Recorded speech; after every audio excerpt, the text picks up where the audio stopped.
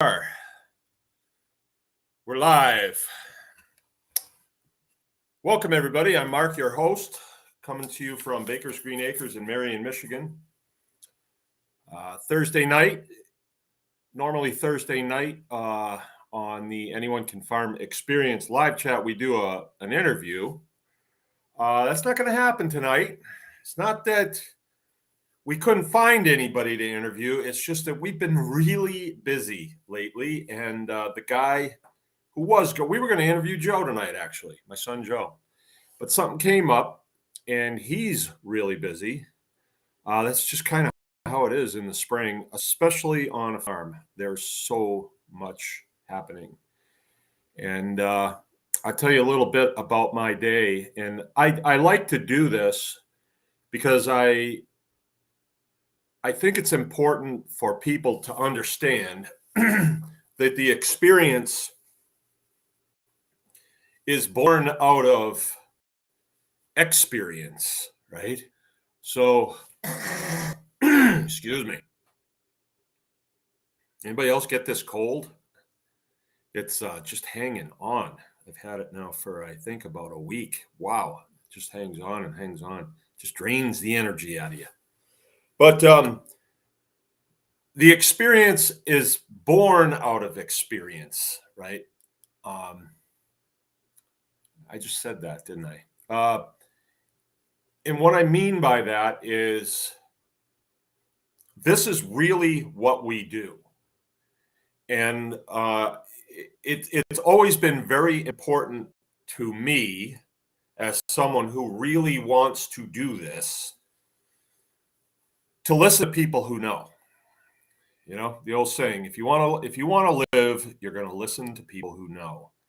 Not people who like to pontificate and sound important and be the first one in the classroom to raise their hand. I know. I don't. That doesn't do me any good. What I like is to listen to people who know, right? And you can tell if they know, kind of by looking at their resume and listening to them over and over and over again. So I kind of like to start some of these shows off by saying, hey, well, this is what happened here today. This is what we had to tackle today. Excuse me.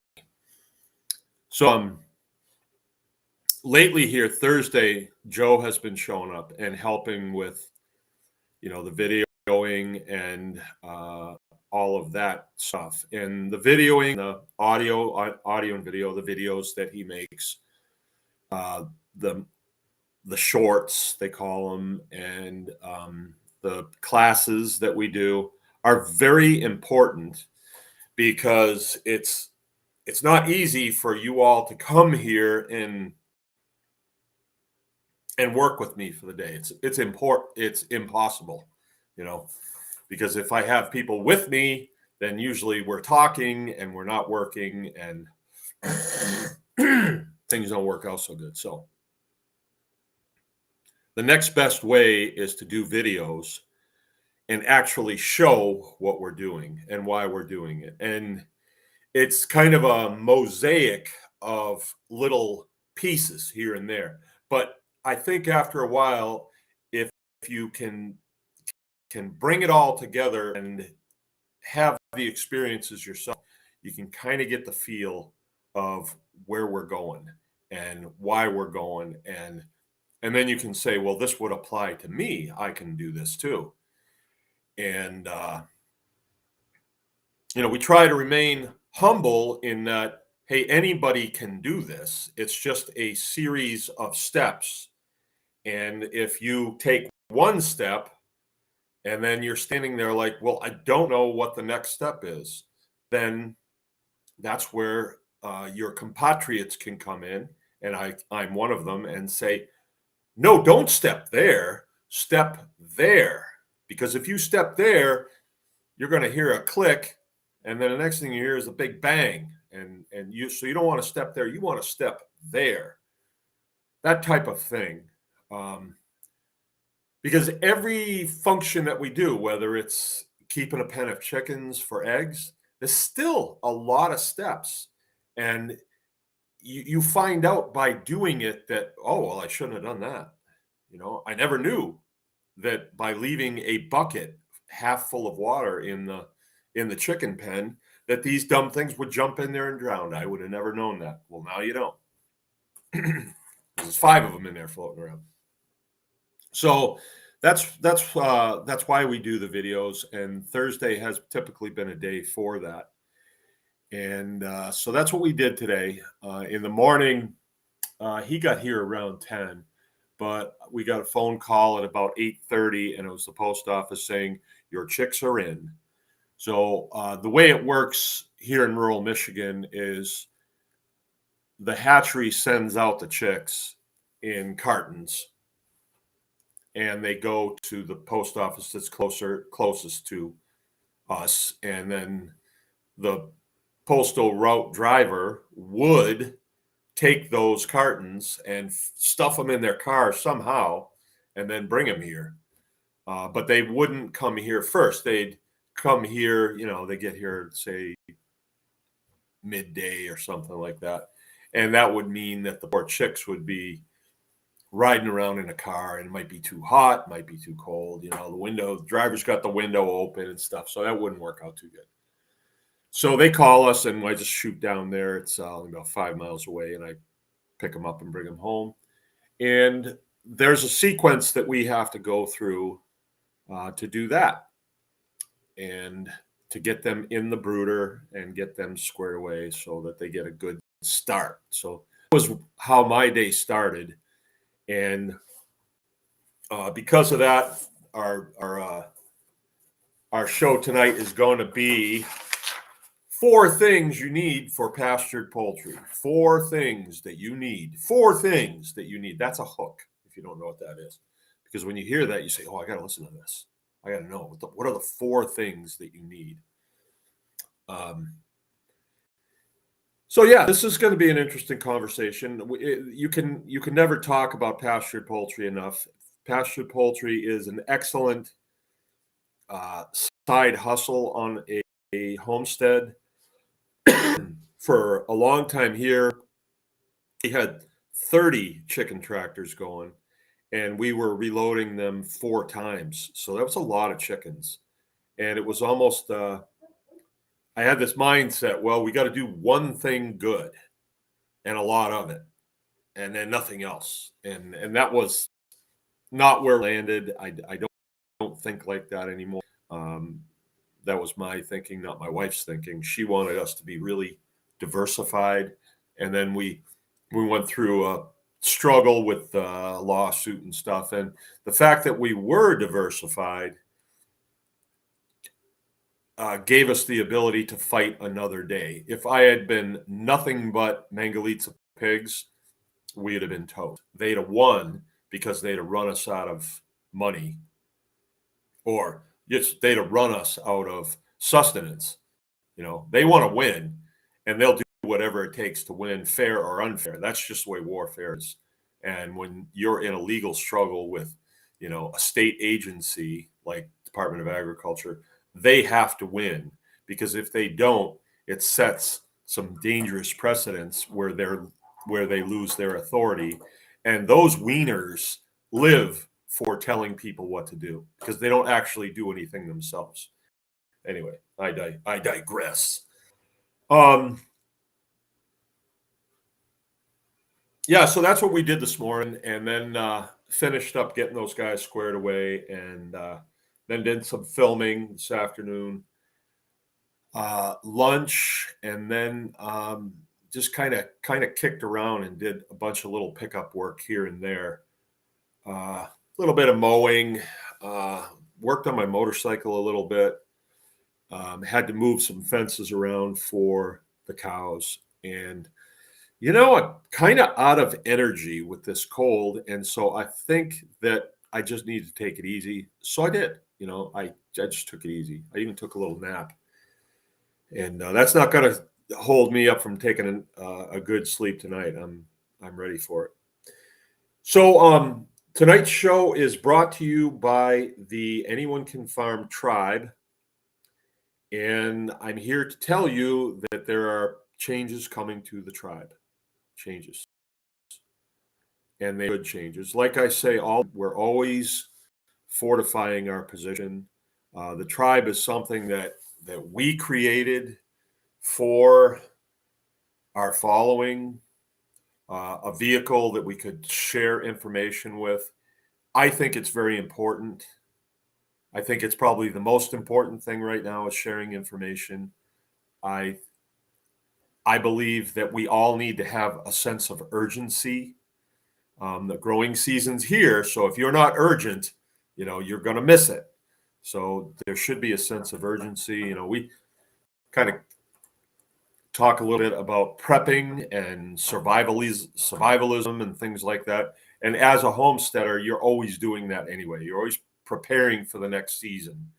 And so a lot of this is prepping type stuff because the next season's coming. And there's a lot of upheaval in our society right now. Some people can't really put their finger on what it is. I seem to think I know what it is, but I'm not in the loop. They don't check with old Mark before they make a move over there at the DOJ or anything like that. So I don't really know. I just know that we have a society of really childish, selfish people that have risen to the positions of authority, and they've lined it out in such a way that they can take advantage of us constantly, and they've done a pretty good job, but they've done it a little too much, and I think it's coming down to it. And I think a lot of it centers around the the decision to go off the gold standard way back in 71. That would not have worked if we didn't have the Federal Reserve, because they wouldn't have had the ability to just create money out of nothing. So it was a stepping stone, and now we're in a position where the country's got a tremendous amount of debt. Um, and we all have done that. We all have done that. So as far as agriculture goes, a lot of these mega farms that have said, "Yeah, I'll take some of that. I'll take some of that money." Well, you have it, but you got to build. You got to be milking 2,000 cows. Okay, I'll milk 2,000 cows. Well, you got to buy some more land. Okay, I'll buy some more land. They were just doing dumb stuff, and it was all paid for with dollars that are not real. If we were on the gold standard, that could never have been lent out by these agencies that are charged with controlling the farm industry. It's kind of interesting how they've done it. None of it really makes a lot of sense, and I don't see how they're really going to benefit from it.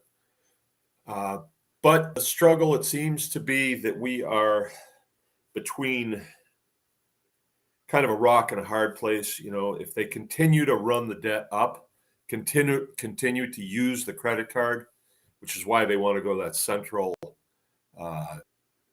central bank digital currency, so they can continue to do it. And I think the good guys are saying, no, we got to go back on the gold standard. Well, where's the gold? That's a good question. But I think that may have been secured a while ago. So anyway, that's where we're kind of at. That's the struggle that's going on as far as I see, nothing more. And as homesteaders and small farmers, we still have to go to work. And in some ways, we are somewhat separated from that system if we've played our cards right and not given in to taking the funny money from them. So we'll see what happens. What we want to talk about tonight, pastured poultry, is a long, revered discipline in the small farms industry. It's a good place to start. There are aspects of pastured poultry that carry over to grazing cattle, believe it or not.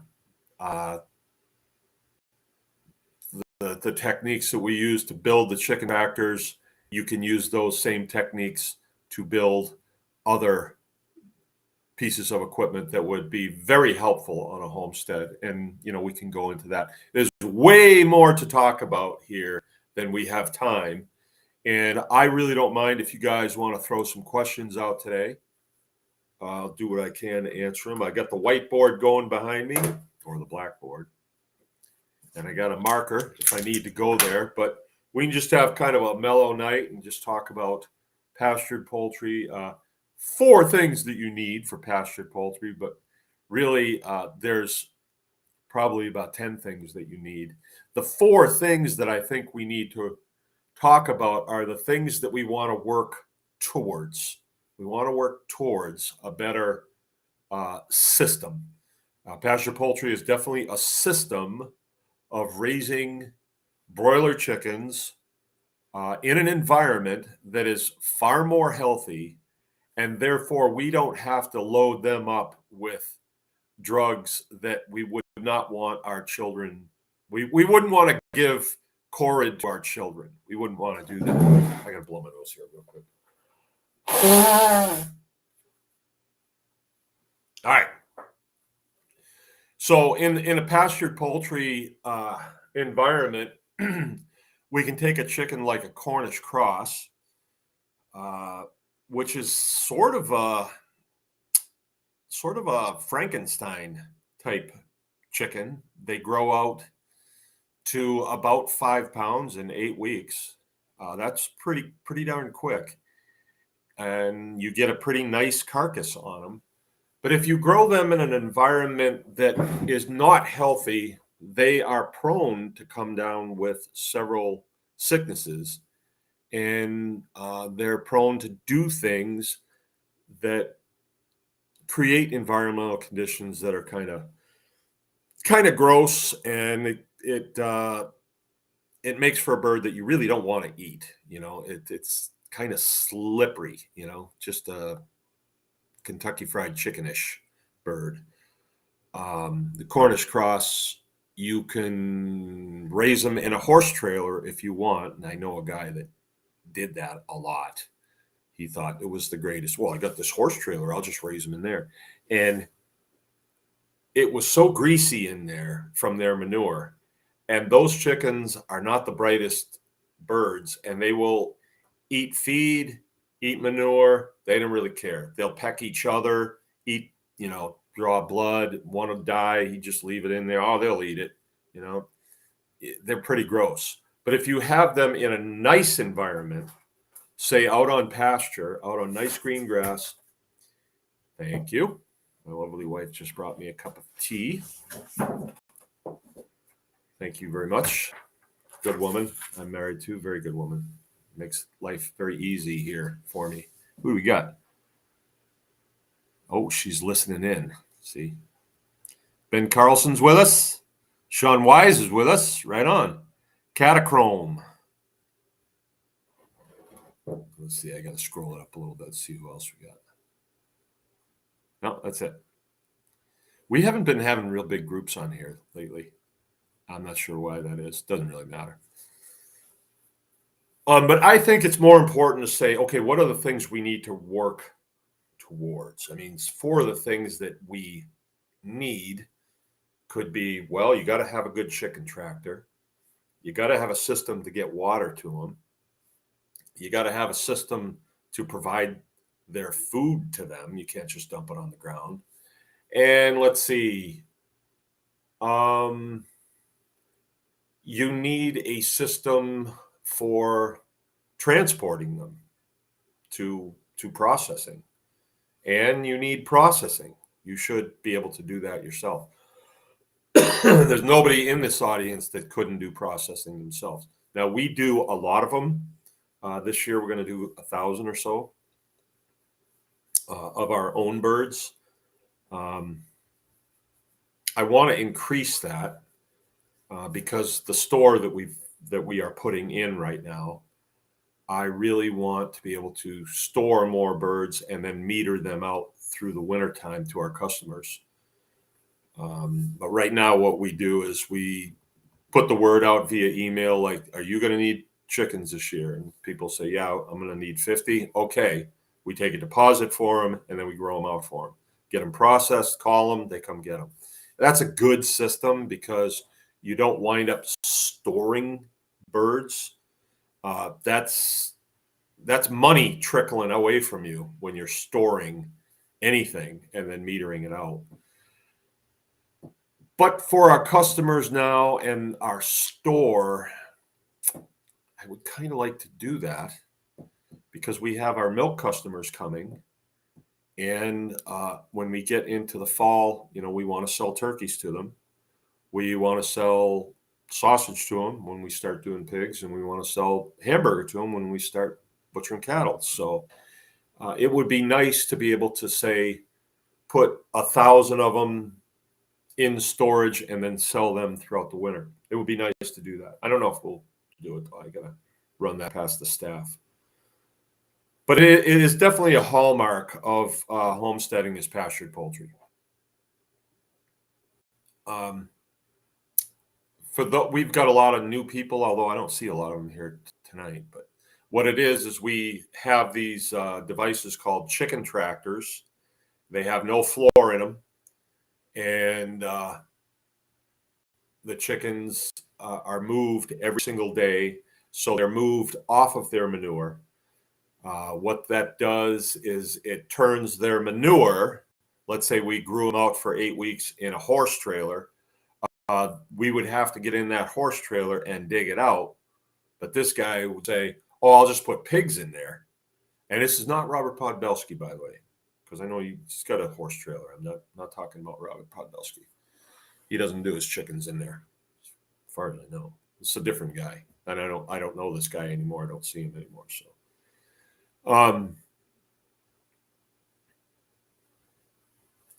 So with the chicken tractor, the chicken's manure becomes an asset to us. And so I think one of the first things that we want to work towards, like this isn't just a one and done thing. We do this every year. I'm always trying to make it better, more efficient,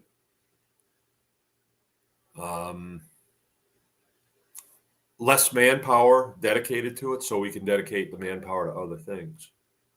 And so we've built a chicken tractor that's easy to move, it's light, durable, and it gets the job done. It does what we need it to do. We need it to keep the sun off of them, to keep the rain off of them, to keep them contained, and to offer some level of predator protection. Although most of our predator protection comes from our dogs, our Great Pyrenees. So that's something that you need. You need predator protection. There's a lot of things to talk about in pastured poultry. But I think one of the things that you want to look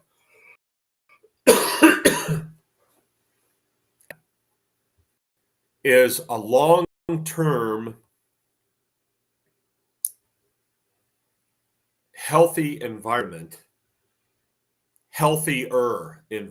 for your animals. So we have been running our chickens on about the same field for quite a few years, and it's pretty good size. It's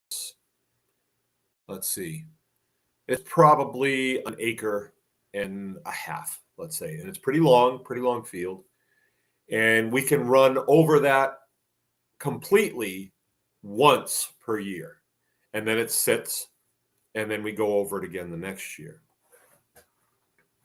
And I've heard people say, I think it was in Pastured Poultry Profits, that he believes that you should let it rest for a year. And I don't remember everything that was around that. I remember why he said that. That's Joel Salatin. Maybe I need to go back and look at that. But I've never really felt like that was necessary. And I've never seen where our field is becoming run down or the grass is not growing great. It seems like it can take as much chicken traffic as we can throw at it. And I believe that field is becoming healthier every year. I would reckon that the soil is getting deeper there every year because what is soil? Soil is actually a bunch of components. Some of them are organic. Some of them are, like sand. Is sand organic? I don't know if you would consider sand organic or not. It's not artificial, but I don't think it would break down like an organic material would. I don't know. That's a term I need to look into. But in order to make that soil healthy, the microorganisms that live in there have to be fed, and they have to prosper. They build their little communities of microbiome, and they need things. They need moisture. They need cover from the sun. So the grass that's out there provides them with a good cover from the sun. If we have, let's say, when I'm teaching here, I'll say, look at the driveway here. There's really nothing growing in the driveway, a little bit of grass here and there, but would it make sense for me to run chickens on this driveway? Well, I don't think it would benefit the chickens to do that. And their chicken manure would be left to fend for itself once it's on the driveway. The sun would beat it and it would just shrivel up and blow away. There would be no long-term survival of any of the microbiome that's in the chicken's manure. So I don't think that really work. But when you have a nice, lush green pasture and the chicken manures, the ground is like, yeah, dinner time. All the little microbes that are there can use that. They can really put it to good use. Same thing with cattle. Now, you don't want to do too much. So this is why we use the chicken tractors, so we can move them daily, so we don't saturate an area too much. Because if you get too much there, you could kill the grass. You'll definitely set it back. For those of you that are coming for the Pastured Poultry Day coming up next month, you'll see that I just set the brooder in a different place. I did have it on one of our gardens, one of our vegetable gardens, and I moved it twice on there. So when we're brooding chicks in the wintertime, or in the early spring, I should say, but we did get snow during that time, we'll build up quite a bit of bedding pack, because I'll put a lot of wood chips down to provide an insulation layer, insulating the chicks from ground. You ever notice when you put your hand on the ground, if it feels cold, that means it's drawing heat out of you, so you feel cold. Sometimes, like when you step on a bathroom floor, it almost feels like burning because it's so cold. It's drawing heat out of you. But if you step on a mat, bath mat, you don't have that, because you're insulating from ground, or from the ground.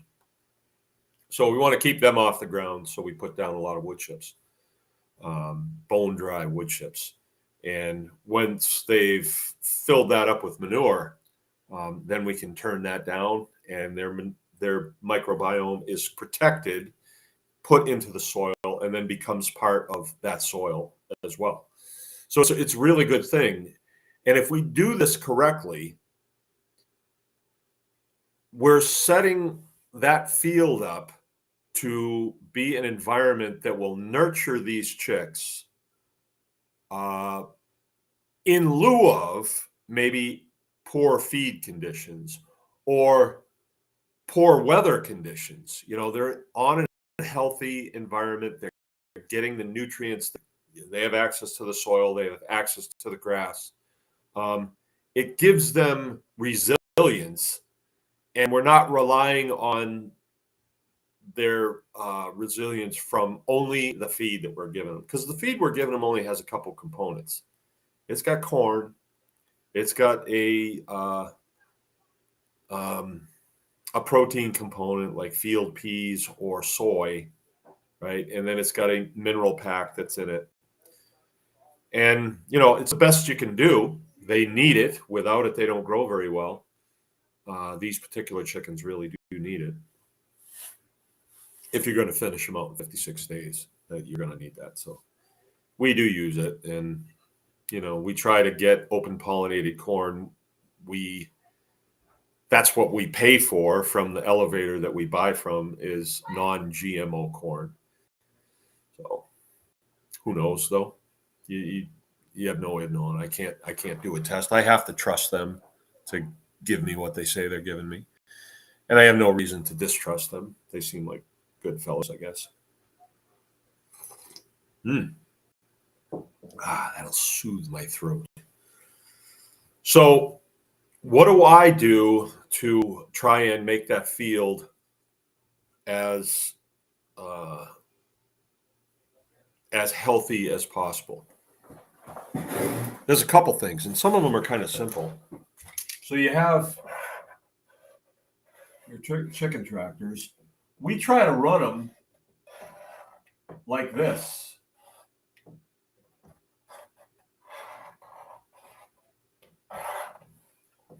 Right?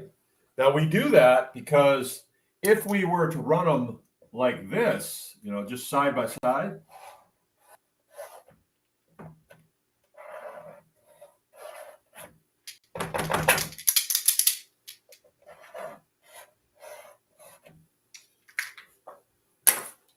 white's out.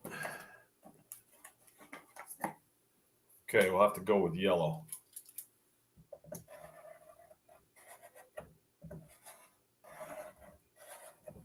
If you run them like that, real close together like that, you're going to cover the whole field. But then if you need to do something over here, let's say back here, you have to adjust the water line or something, you have to walk all the way around. There's no way that you can just step over a point like this. The other way that you'd have to do it is leave a space between them. And you don't want to do that because you're not going to get complete coverage on your field. You want to be kind of neat about it and cover the field up. So we do that, and we try to move them every day if we can. There are some days where it's just not possible. There's too much going on. Like tomorrow's going to be a tough day because we have a lot of chickens to process tomorrow. We have to milk in the morning. We have to feed in the morning. So we got a lot going on. We'll see if we get moved. We may just move them tonight because we got to go out and collect up chickens tonight too. So we usually collect up chickens at night. The sun is about down now, and it'll be getting dark by the time I'm done here. And as soon as it's dark, they don't move around very much, and we can lift the chicken tractor right off of them and walk it to the next position. And then just pick them up. They don't move away from you too much. If you try to get them during the day, it can be a rodeo. So you really don't want to do it during the day. You'll waste way too much energy. You don't want to be getting in the chicken tractor with them, at least not the ones that we build, because you're kneeling on manure and you don't want to do that. It's much easier to just pick the tractor up. The ones we build are about 200 pounds, so two guys can just lift them up and move them. Really easy. So you want to work towards a more healthy field. And, you can stack the deck on this too. Like you can pull soil samples and say, oh, this needs lime. So put lime out there. It's not going to hurt them. You can put it behind them. My field that we run on, I'm going to have to get out there with a hay bind and cut it because it's getting too thick. I can't move the chicken tractors through it. So I will have to cut it. But right now, we're trying to incorporate into that field sheep. And it seems like it's going to work pretty good. We had to do a little training with the sheep so that they would learn how to respect the fence. And once they figured it out, not a problem. Goats, no, because if goats get past the fence and are surrounding the chicken tractors, oh, they'll jump up on it in a heartbeat. They will. They just jump up on anything, a car, a truck, anything. They like to jump up on stuff. And they love to stand up against like an apple tree that's about this big. They'll stand right up on it and eat every leaf off of it. Yeah, I'm not a big fan of goats. I like them when they're little, but as soon as you're around, they're doing stupid things. And so I'm not a big fan. But I think sheep are going to work to run around the chicken tractors. So we may be able to not have to go in there and cut the grass so that the tractors will move over. That will be a good thing. We want the environment to help them with their inherent health, right? If you live in a tent with 1,000 other guys, and you barely ever step on the ground, or just a lot of people, like a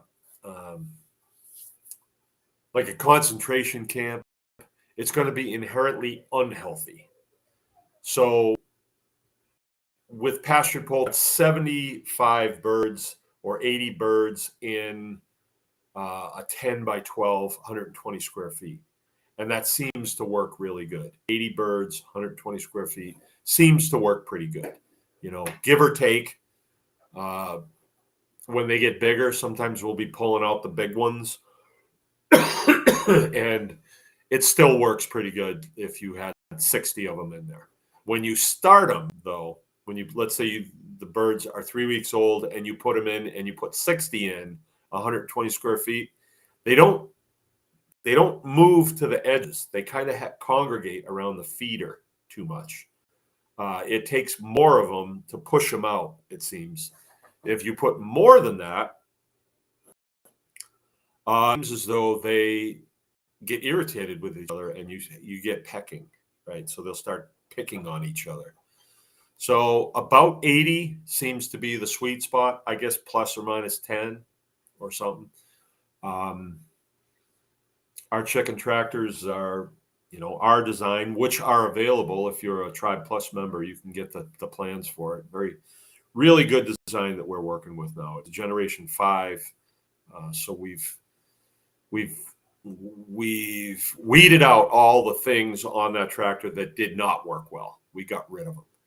And we've added a few things. In the last few years, we've gone with a different chicken. We go with a Freedom Ranger. We're doing them as well as the Cornish Cross. We like them better. The Cornish Cross is more like the chicken that you get at the store, a little bit more substantial, though. Even some people would say, well, it's more chewy. Yeah, because you're used to chicken from the store that just basically disintegrates. It goes to mush really quick. I had Kentucky Fried Chicken a few years ago. It's probably about 5 years ago. They had put in a brand new Kentucky Fried Chicken, and my wife's grandfather loved Kentucky Fried Chicken. He thought it was the greatest thing. And so I was going by there one day. I was kind of hungry, and I thought, yeah, I'm going to get me some Kentucky Fried Chicken. It was, you can eat it. I mean, a lot of stuff tastes good and quells your hunger, but in a short period of time, I was burping up swamp gas and everything else. Nah, I'm not going to eat that. So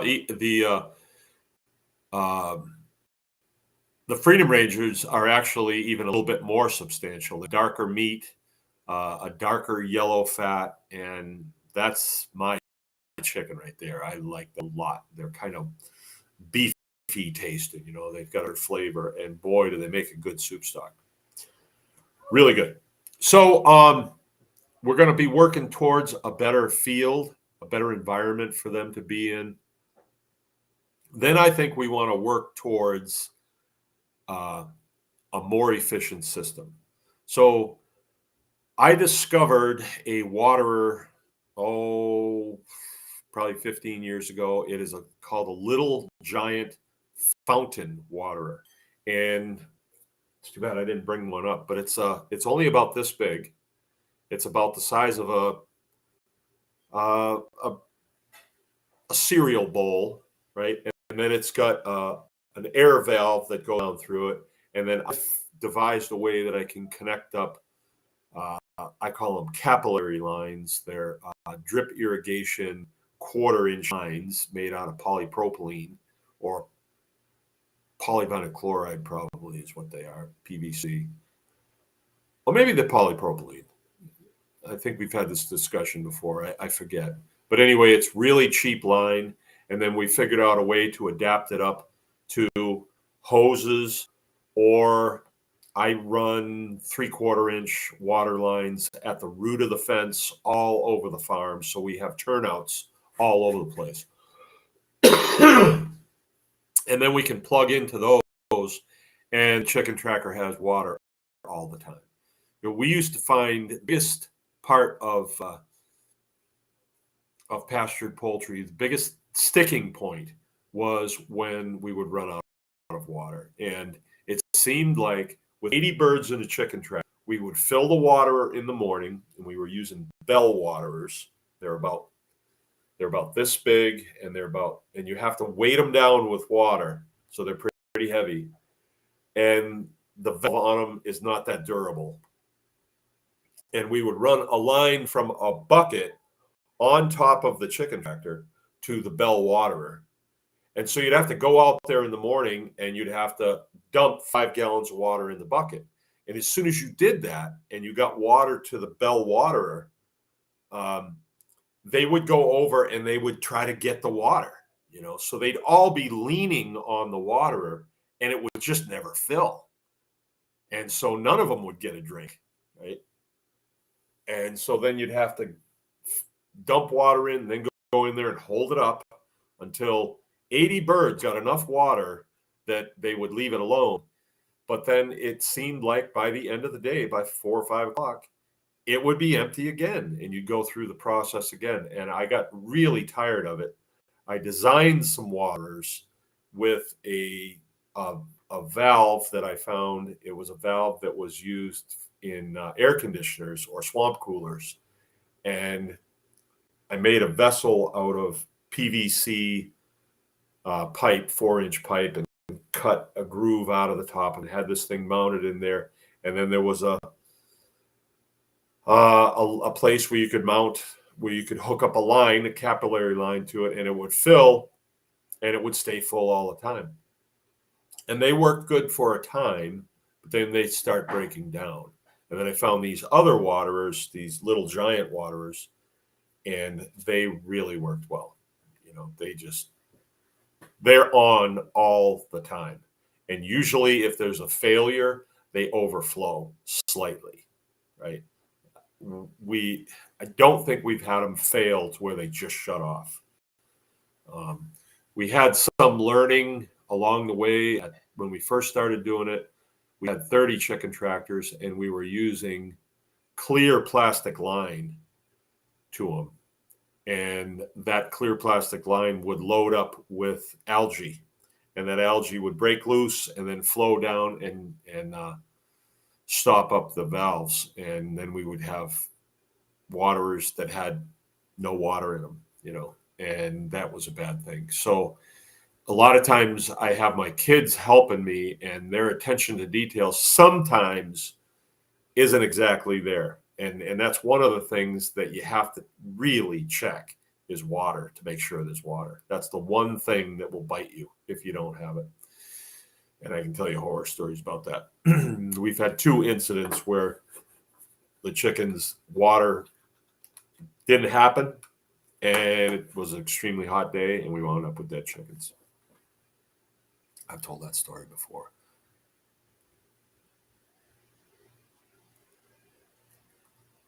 No carbon in sand, not organic. Thank you.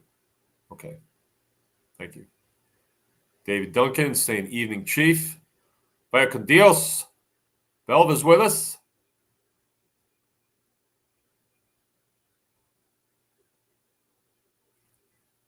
The ghost. Overcrowded chickens pecking at each other is a perfect analogy of what's happening in society with our overcrowded cities and now internet constricting things. No space. Yeah. Yeah. One of the best things you can do is just leave your phone in the house. You want to keep up on information, but a lot of it just is dumb. Okay, catachrome. Isn't it crazy how easily society can be compared to chickens in a pen? Yeah. Okay, so I would say the second thing we want to work towards is equipment that saves us time, and watering is huge. If I have to take water out 5 chicken tractors, I've got to take out 25 gallons, right, twice a day. That's a lot of work because when you consider if you have a vessel that holds 25 gallons and you're not going to carry that, that's going to have to be on something that's motorized or hook up the mule to it or something. Then you have to fill that container. So that means the hose in the container. And then what are you doing? Twiddling your thumbs while it's filling. Oh, no, you go do something and let it overflow. Yeah. What'll happen? So then you're tied up. Just water the chickens. You got to do that twice a day for 56 days. Now, if you bite the bullet and get the waterers, I paid $25 for these waterers a lot of years ago. They were red. Now they're pink. They're so bleached in the sun.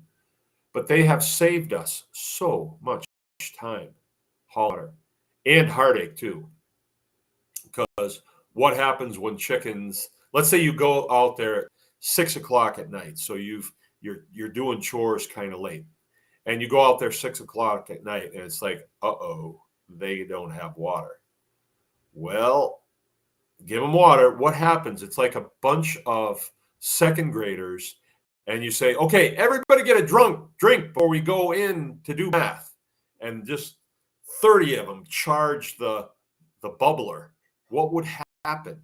They would all get wet and black eyes and everything else, and very few of them would even get anything to drink. Just the strongest ones would. So if they run out of water and then you want to present them with water, it's going to be a mad charge to the waterer. And if you've got 5 chicken tractors, you've got a situation on your hand. With cattle, it can be brutal with cattle. I mean, I remember I had 15 cows at one time and their calves here. So there was 30 big animals, and was rotationally grazing them very intensely back then. And I had troughs, and I had automatic waterers on the troughs that I would move periodically. I had probably 4 of them, and then I'd set up a zone, make sure the waters were all full. And then when I pulled gates to move them in there, I would first check to make sure that the water tank was full. But one time I didn't, and I pulled the gate, and they all went over to the water tank to drink, and there was no water there. So what are they going to do? They're going to push it around until you see it. And then when you've got 30 animals that all want to drink, big animals, and you start filling it, and they hear water hitting the inside of the tank, they want at it. You can't just tell them, wait in line. You guys got to get in a line here. I had to get a stick out of the woods and beat the other ones back and let them drink one at a time until finally we got ahead of it a little bit, and the 2 of them could drink at a time. But even then, they'll come over, and if the trough is only full a foot and they have to lean over to get in there, they'll dump it instantly. They'll dump it. And then they'll be like, where's the water? I don't know where the water is.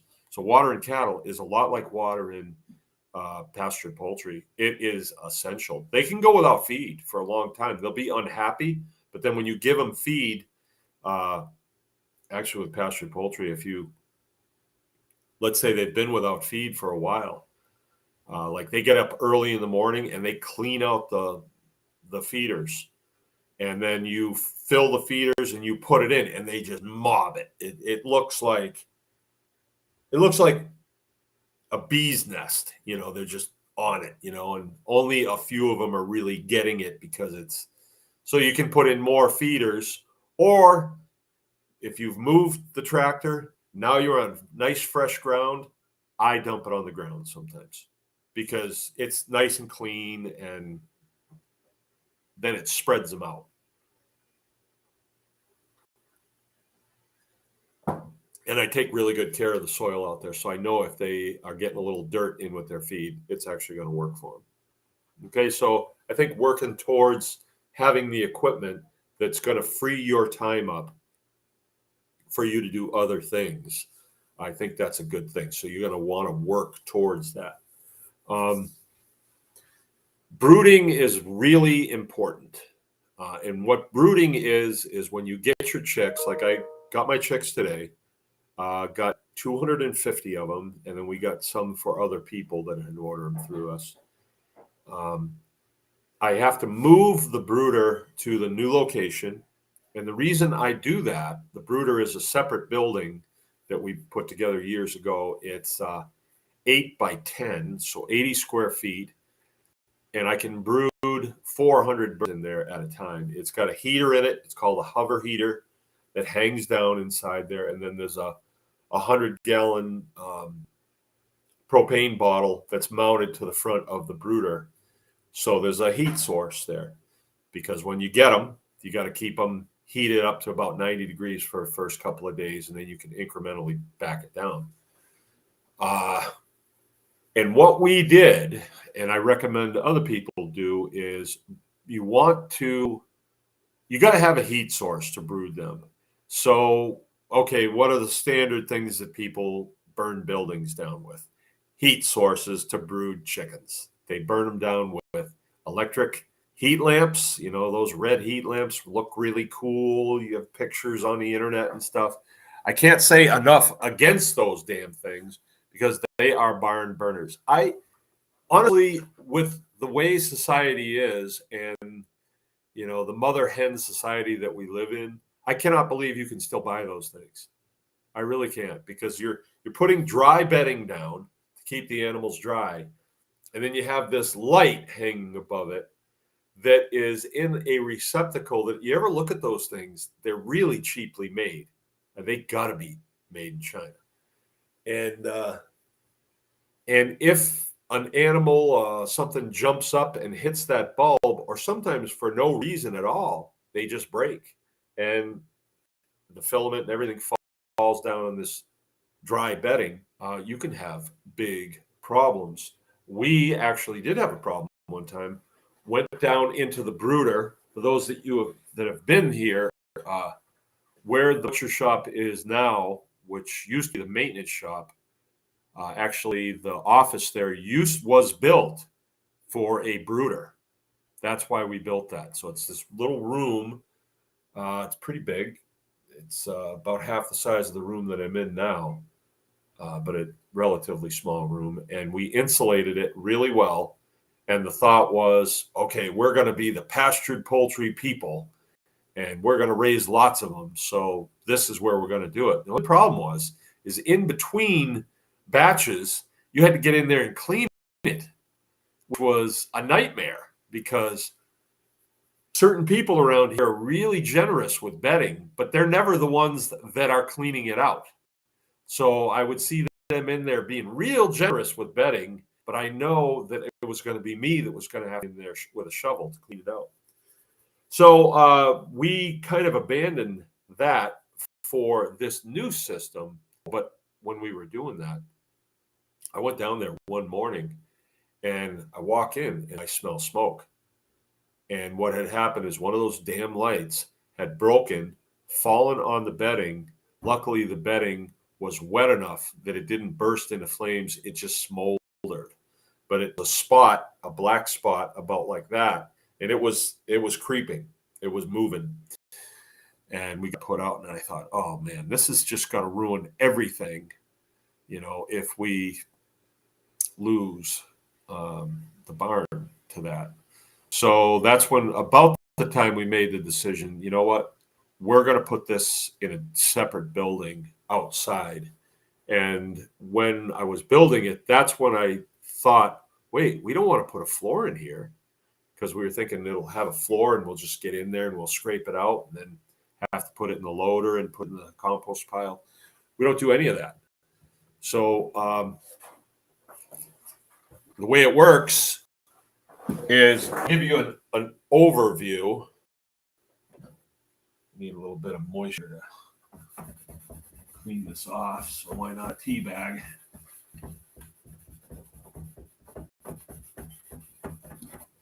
Oof.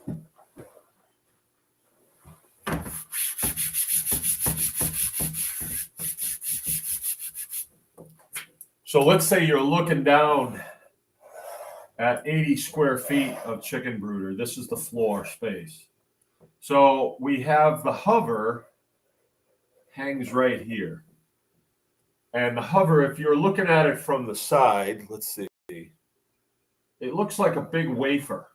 It looks like a flying saucer, and it's got a thing on it like this, and it's got an apparatus under here with a jet that, and you hang it here, so there's a chain that hangs it, and it's got a thermostat on it, and it you light it, you light it with a torch or a lighter or something like that, and then it's got a thermostat on it. It'll get that room to 90 degrees, and then it will shut down, go to pilot. So it's hanging right here. And then we took pieces of roofing steel and connected them together that are about 2 feet high. Now, these pieces of roofing steel, we can make a circle with them and put spring clamps on them to hold them like that. And it's a smaller space, right, than 80 feet. So when they're little, you want a smaller space. Plus, you don't want to heat as much space. Plus, you really don't want these extremities exposed. You don't want them to be able to get into these extremities, because for some reason, they are drawn to corners. And they'll get in the corner here, away from the heat. They're not real smart. And then you'll come out and you'll find a pile of 20 of them in the morning, just dead. So if this is a circular thing, then it's way better. They congregate in little groups, but they can't get too far out to where it's cold. When it gets cold, then they pile up on each other, and that's a bad thing. So we can make this bigger as time goes by. It can be this big, then all the way out here. But you see this, we call that thing a cozy, and it never allows them to get anywhere near the wood frame. They can't get near it. It's just that steel. And that steel, when we take that out of the brooder, when we're done brooding, we'll take that out and just lay it out in the sun, and that will kill anything that's on it. We surmise, but we don't use any chemicals or anything like that to clean. I did a video, or Joe did a video of me, and it was talking about biochar, and it was one of those videos that just got a lot of views. It got over 1 million views. It's like 1.3 million. That's a lot. That's a lot of views. And some of the, we're saying that to prevent your chicks from getting coccidiosis, we feed them biochar, right? And we're sharing information with people. We use biochar. If you want to buy it from a chicken, or you can go make your own, or go to the store and buy a lump of charcoal and feed it to them. We're sharing the information with people out of the goodness of our hearts. And you'll have people that say, well, that's just stupid. If you just clean in between, then you won't have coccidiosis.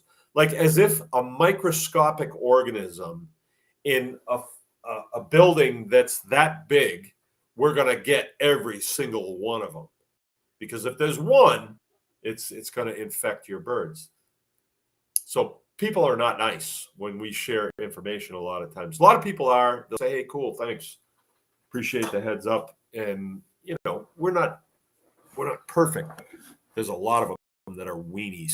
But what we don't want to do is we don't want to introduce toxic chemicals into that environment there because these are babies that we're putting in there. I mean, there's 250 of them out there, or 300 of them now, that were just born yesterday morning.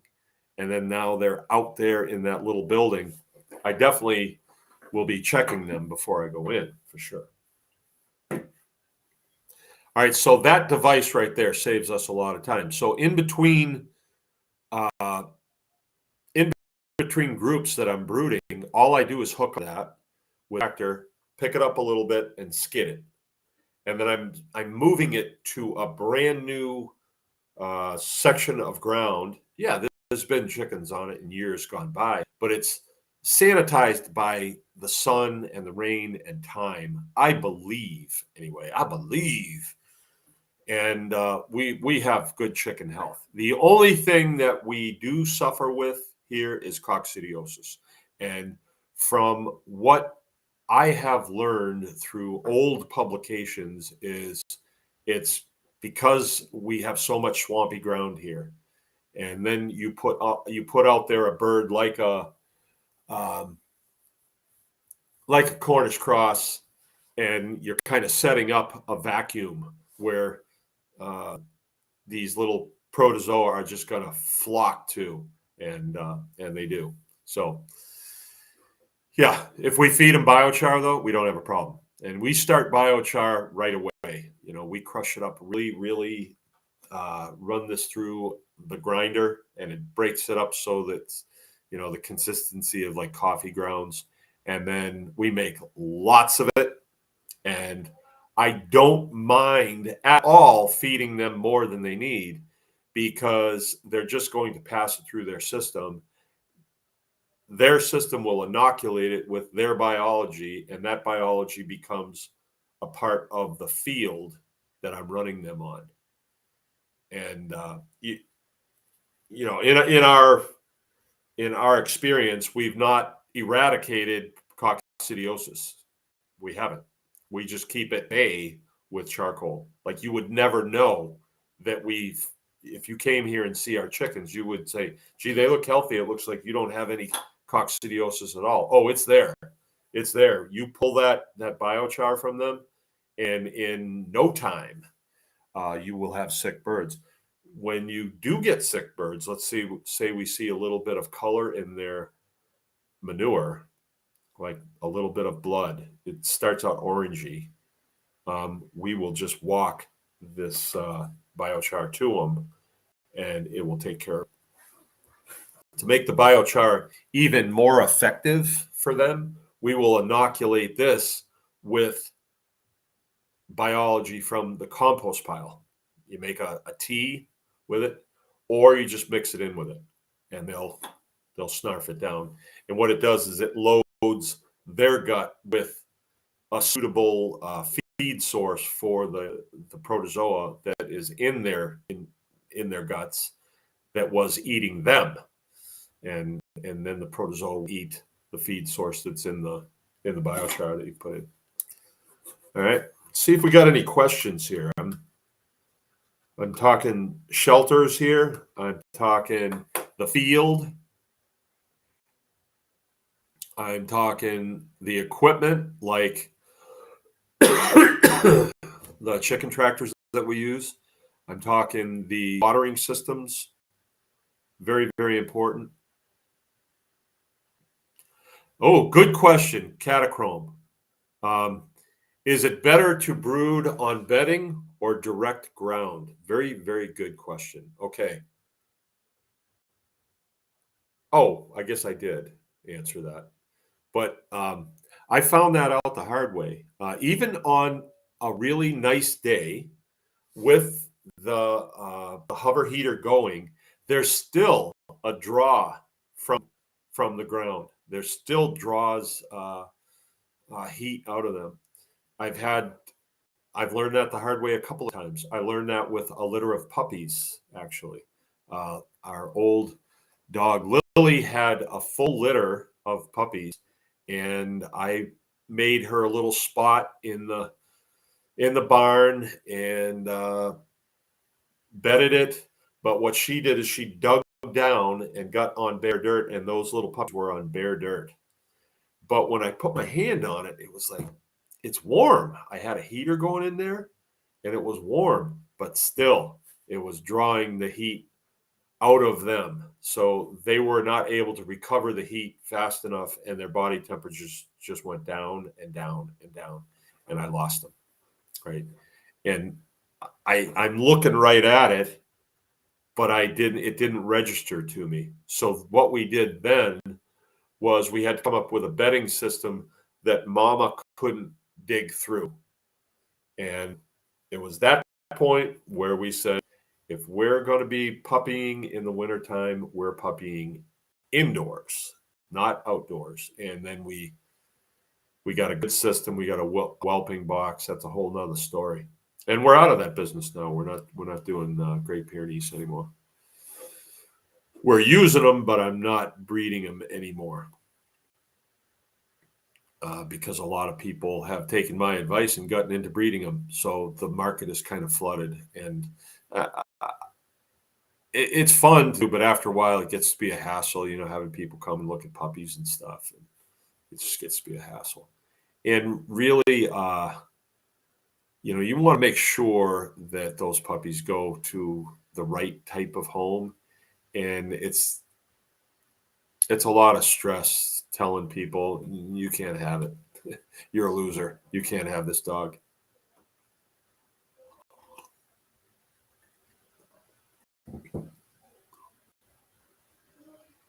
Okay. All right. Let's talk. This will be the last thing I want to talk about tonight is predation. So predation is everywhere. Even if you live in a subdivision, predation is horrible. And while you're sleeping at night, there are critters that are up and they're looking to feed themselves. And when they, smell a whole pen full of nice, plump broiler chickens, it's game on. And it's pretty hard. When you come out in the morning and you find a couple dead chickens, those guys, when they wake up the next night, they're going to come right back again. And I went the gambit with this, and I was even going to get myself an optic for one of my rifles that I could use at night. And I thought, I'm going to win this game. I will win this. But you're not going to win because there's so many of them and you got to sleep. You can't stay up all night and shoot raccoons and possums and foxes and whatever else is out there. Possums are huge. Skunks are huge. Owls are huge. Great horned owls. Nighthawks during the day. Red-tailed hawks. Eagles. Eagles are bad. You can't shoot them. You don't want to shoot them. You don't want to live in an environment where I'm at war with the other people that live here, the other beings that live here. Whenever I see a skunk, I want to drill that guy. I don't want that. I would rather no, I don't want that. If I see a skunk and the skunk is going his way and I'm going my way, I leave him. Hi, how you doing? Don't spray me. So the best way to deal with predation is with dogs. It is the best way. And the dogs that we have, the Great Pyrenees, I don't know of a better dog, honestly. The new one that we have right now, Louis, is he's just a little older than a puppy right now, and he's tall. He's partly Anatolian. I think he's about a quarter Anatolian Shepherd, so he's got a little bit taller stance to him. And wow, what a dog! Nothing happens here without him sensing it and then going to find out, and then he'll give a couple of good barks. He will be completely asleep under the picnic table, and some bird will fly over at 10,000 feet. You can barely see it up there, and somehow he alerts on that and goes out, and he's looking up, and then he'll see it, and then he'll start running as he's looking up. The bird probably doesn't even see him. We've got a lot of vultures that cruise really high, and they're looking for things to dead stuff to eat, and buzzards, that type of thing, and they're really high. And I don't think he scares them away, because they don't come down very low around here anyway. But he chases eagles. He's never got anywhere near them, but he chases them. And boy, I haven't seen a possum or a coon, or I haven't seen any of that stuff in a long time. I think it's been, well, there was a possum dead last year that one of them caught and brought up, and they chomped it, and it was dead by the outhouse. So I assume it was one of them that got it. Yeah, they keep everything away. And if you don't go that route, I really don't know how you're going to do it. I've seen people who will set up temporary electric fences around them, but they're not foolproof. And let's say that you've got a great horned owl that's coming in. I've caught several of those. They would get in the chicken tractors, and then they can't figure out how to get out. And so I would catch them. One of them I took really far away. I was trying to be a good environmentalist. I took it really far, like 90 miles away, let it go at a friend of mine's house, and it was back the next day. So, and you can't kill them either.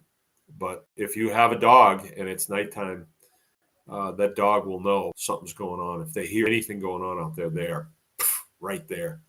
We have 3 of them. One of them's old, so he rests a lot nowadays. Obi is a good resting dog, but the other 2, they keep things uptight, and that's the best I can offer. I think that's the best situation that you can hope for. Let's see. A couple of helpful hints. Cold is not always the worst thing, especially with mature birds that are feathered out. Cold is not going to hurt them, but heat will. And I think that you should design your chicken tractor so that you have a gap all the way around, at least a foot. So you don't have siding coming all the way to the ground. Because if you do, you can't get air in it. It kind of creates like an oven, out in the sun. The way ours are designed now, I don't have problems. There was a time when I did, and I would have to get out there with a pressure washer out in front of them on really, really hot days and just fog them. And that would keep them from getting overheated. When they get super overheated, there's not much that you can do. They just croak. We don't have that problem anymore with the new chicken tractors.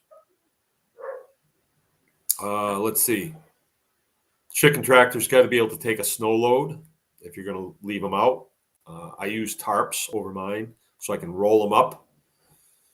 And I roll them up, and they stay right on that chicken tractor, so I don't have to refit them the next year or anything. It's a really good design. I just really came up with a good one this time.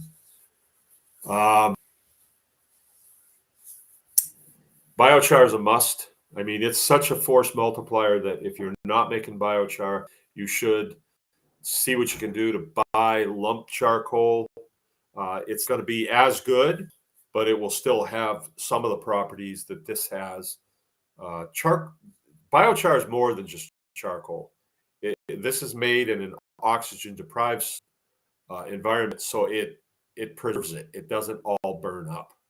Right? The stuff that you see in a campfire when you're done, that's the stuff that was left when the campfire went out, and it may have actually wood in it that didn't.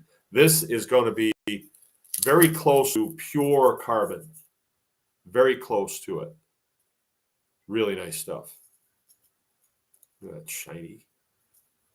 It's really cool. This is aspen. I told you guys the other night I'm making it with aspen. I'm really, really geeked about that. All right. There we go. Just lots and lots and lots of things to talk about with pastured poultry. Okay, so the ghost is asking a question here. I wonder if the same process for making biochar will make methanol. Is the biochar method considered destructive distillation? I don't know.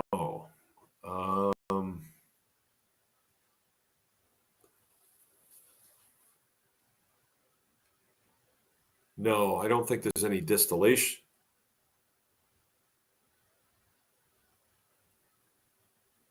I don't think there's any distillation going on with the biochar burner at all, at least not the ones that I make.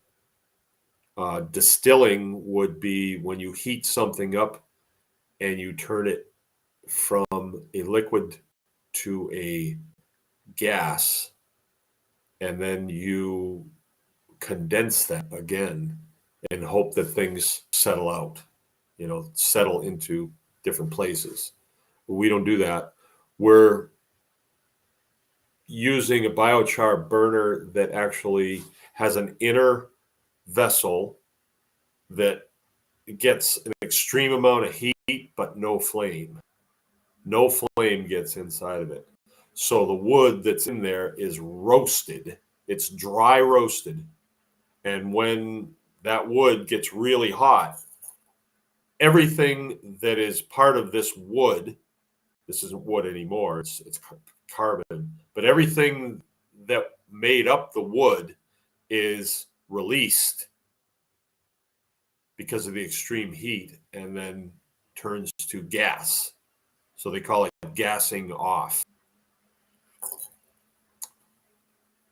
And then that inner vessel becomes pressurized because it's going from a solid to a gas, and so it expands, and then that gas seeps out or is pushed out underneath that inner vessel and comes up through the flame and burns, which creates more heat and more gassing off. And this process goes until there's nothing left to gas off. Like we had a video on that too, and some guy says, "Yeah, well, you got to monitor it to get a good quality biochar." There's no way I can monitor it. We started off, it burns until nothing else gases off, and then it's done. It goes out. So, could I make methanol out of that? I think so, but I can capture the gas from the inner vessel that is forced out. I actually have a port on the bottom of it with a pipe, and we direct it out. And one of these days, we're going to start compressing some of it into a cylinder to see what do we got.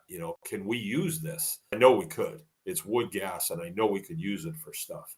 We just haven't got around to it yet. Usually what we do is when it's coming out, we'll let students, hey, take a whiff of that. And I mean, it is, you don't smell it until you get up real close to it, and it's a little bit coming in is wow. It's tough. And you, as soon as you take it in, you want to get rid of it right away. It is really bad. So I don't let anybody take a big whiff of it like I did one time. I thought for some reason it would smell vinegary.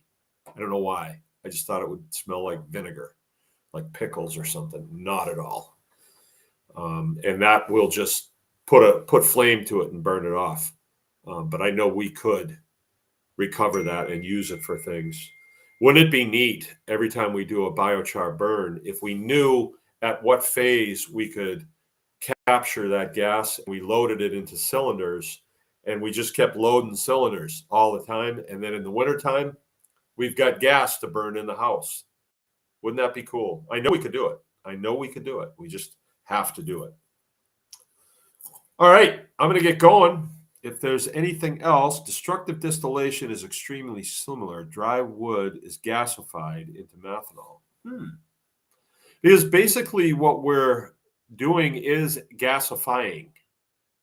We are gassing off the wood, but we're not capturing the gas. Our goal is with a retort, our goal is charcoal.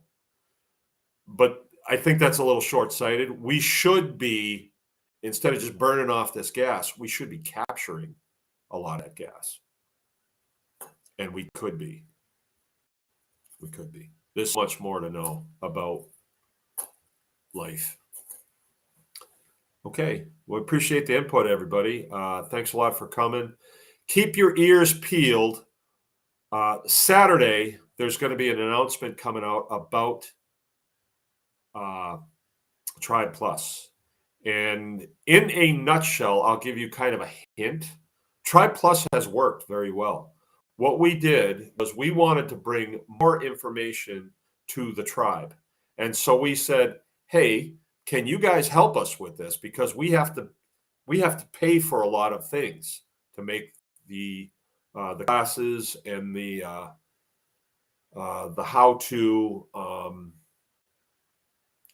tutorials and all the stuff that's on Tribe Plus.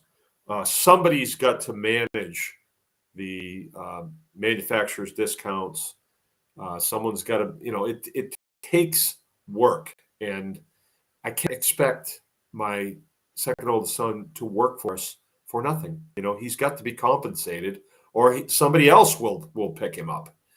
So I went to you guys and I said, hey, this Tribe Plus, help us out with this.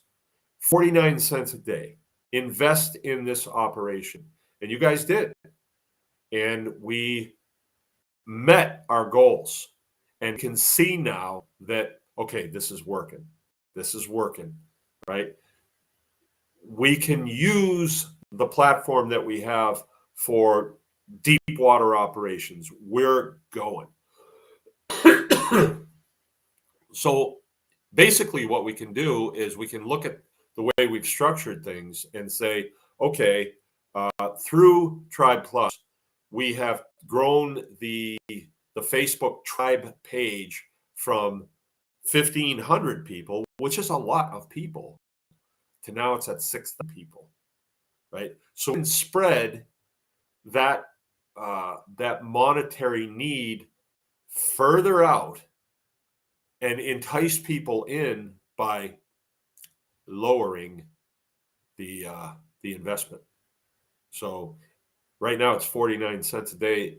I think that's pretty cheap for what is available there. Like if you hire me for consulting, I charge a lot, and I have to because I would just never be here. And my primary is to run this farm. This is like a secondary thing, is to share this information.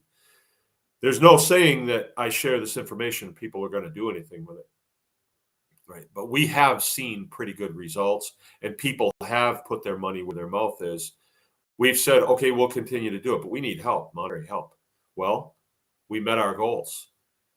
So we could leave it the way it is, but we're expecting a small group of people to carry the load. Why don't we lower it so a much larger group of people can carry the load? It's not much to carry. It's going to go from 49 cents a day to 14 cents a day. I think I could share this. This is a small group. But the announcement's going to be made in total on Saturday. Joe's going to be putting that out, and I think it's going to be good. So I think this is big. Right now we have an organization with nearly 6,000 people in it, and that's something that's huge. That is really huge. And we're all interested, somehow tied to the earth through homesteading and small farming.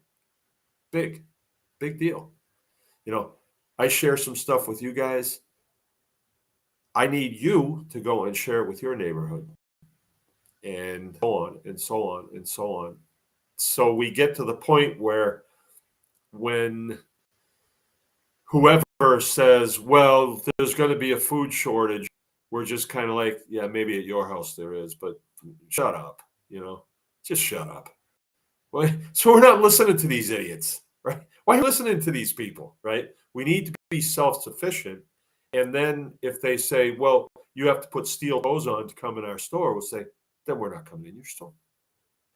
Oh, well, you have to put up with this guy's picture on a can of Bud Light. Well, I guess we won't buy any Bud Light then. We have a ton of power.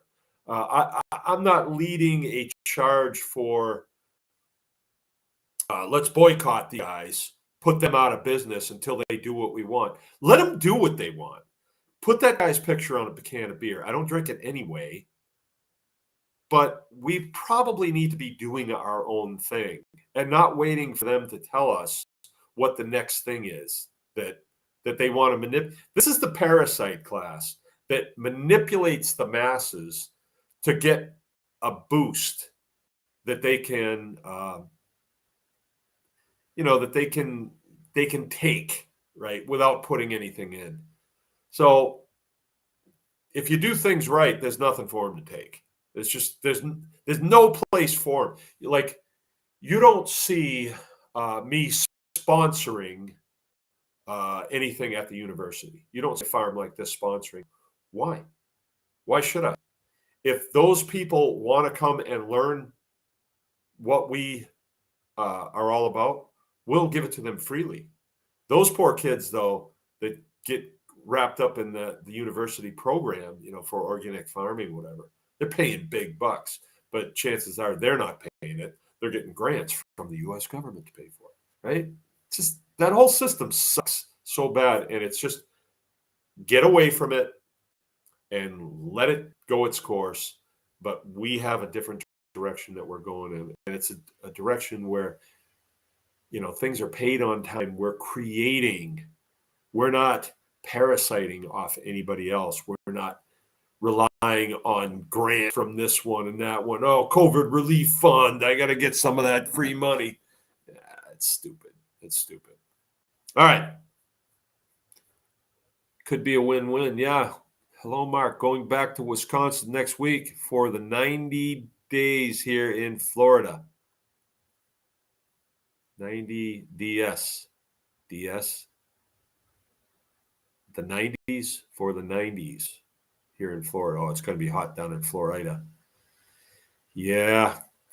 Me and Jill were in the pool the other day in the morning. It was one of those days where you go out and it was probably 40-ish. And we get in the pool every day and get totally cooled off. That's how we start our day. And I was telling her, it's much sweeter experiencing spring having gone through a winter. It's much sweeter. And I said, I don't know if I would ever want to be a snowbird. And she said, yeah, I don't think I would either. But we sure do like getting out of here for a month or so. or like a week. And by the way, you guys, I got some really good news to tell you. I'm surprised I didn't start off with this, but my son Keith entered into what they call a pipeline program for Air Force Special Operations.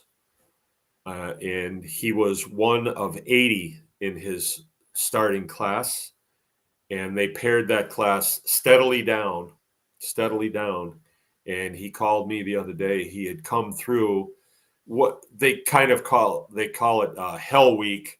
It's 10 days of sleep deprivation and food deprivation and every kind of thing they can deprive you of, and trying to make you try to winnow out the people that just aren't the best. And I mean, any of these 80 guys are top notch performers. And my son Keith made it into the final 29 guys. And then out of those 29, they pared it down to 19. And he was one of them. So he made it. He is now a pararescueman trainee, right? So he's by no means made it, and you never do really make it. He will be when he finishes all. He's got to go to jump school. He's got to go to dive school. He's got to go to special weapons school. He's got to go to crypto. There's 2 years worth of school, and he's got a 4-year commit, or he's got a 6-year commitment with the Air Force. And when he gets out, he will be an apprentice pararescueman. And these guys do things that seem like not humanly possible.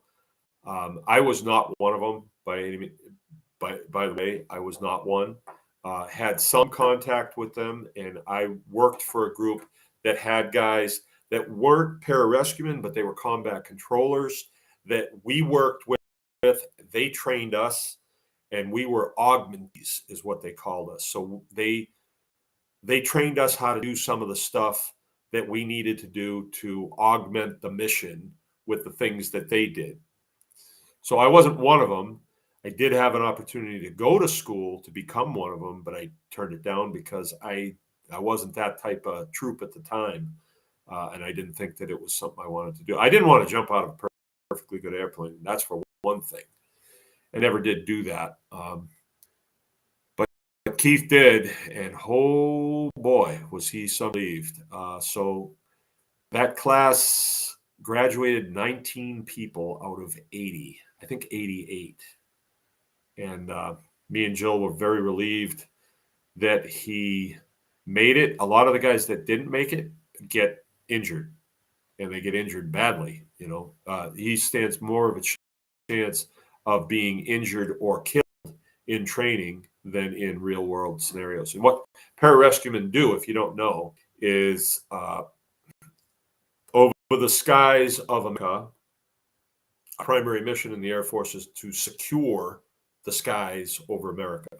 So as General Schwarzkopf said one time, if a camel farts out there in Nebraska, we know, and we can have an F-16 there in no time. So that's very important that we can do that, because if ever a threat, we can have very fast-moving and capable air power there in a very short period of time. And they don't have to be real close to get a good shot at whatever the threat is. And they're very good at it. Air Force is extremely skillful in securing the skies over America. Not on 9/11, but other than that, really good. And there was some fishiness that went on there, and I think we all know that. But whenever they are up flying, when those airplanes are flying and the pilots are doing their thing, you have to have rescue personnel on standby to get there in a hot minute in the case of that airplane going down and that pilot ejecting out of the airplane. We have to secure the pilot, and we secure the airplane and the classified that's on the airplane very, very quickly. And for that, they use pararescuemen. And so they'll get those guys there as quick as they can in whatever vehicle they can, and they may just kick them out with a chute. And then that guy's got to come down and secure the area, find the pilot, radio back, secure the area. If he has to fight off bad guys, he's got to do that too. The pilot's got, a severed leg. He's got to be able to save life. So there's a combat medic component to the pararescuemen. There's a cyber component and various other components. You don't hear much about them because they keep it quiet. They're silent professionals. That's the way the SEALs used to be. Now everybody's a SEAL, right? All right, I gotta go. I got nothing against SEALs, but I'm real proud of my son for making it through the class. Very proud of him for it. All my sons are doing really well. Okay, bottling 5 gallons of apple cider soon. Bud Light can put anyone they want on their cans. I don't care. Yeah, I know.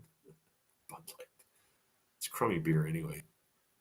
All right, gotta go. See you guys. Have a good weekend. Get out there, get after it, get serious. Anyway.